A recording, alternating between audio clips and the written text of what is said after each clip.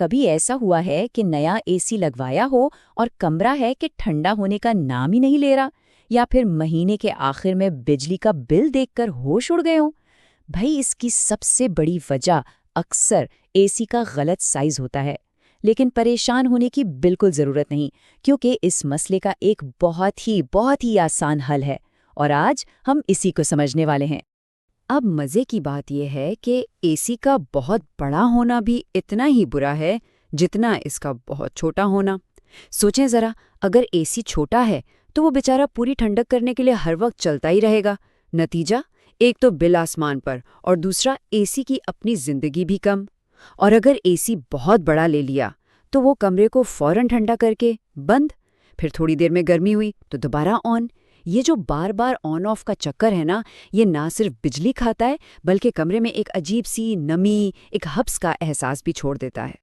तो फिर इस मुश्किल से निकलें कैसे? जवाब आप यकीन नहीं करेंगे, बहुत ही सीधा सादा है। बस एक नापने वाला फीता चाहिए और कमरे की सिर्फ 3 पैमाइशें। करना क्या है?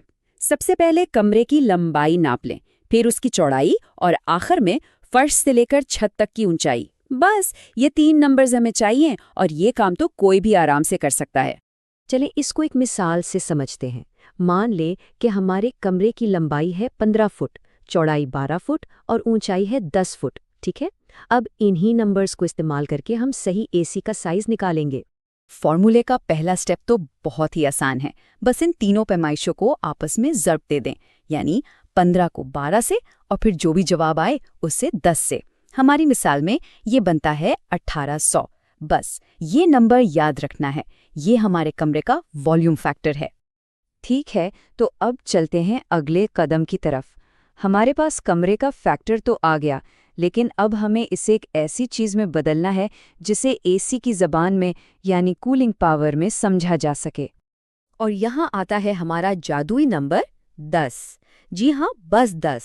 ये एक स्टैंडर्ड मल्टीप्लायर है जो कमरे के साइज को कूलिंग पावर में बदलने के लिए इस्तेमाल होता है। समझे, ये इस फॉर्मूले की चाबी है।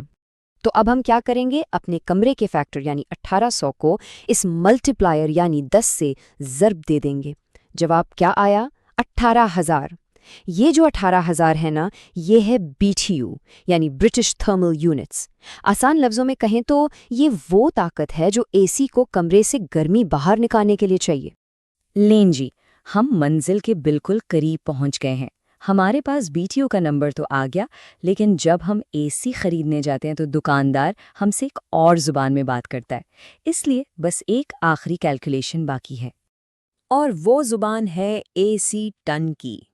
ये कूलिंग की ताकत नापने का सबसे आम तरीका है।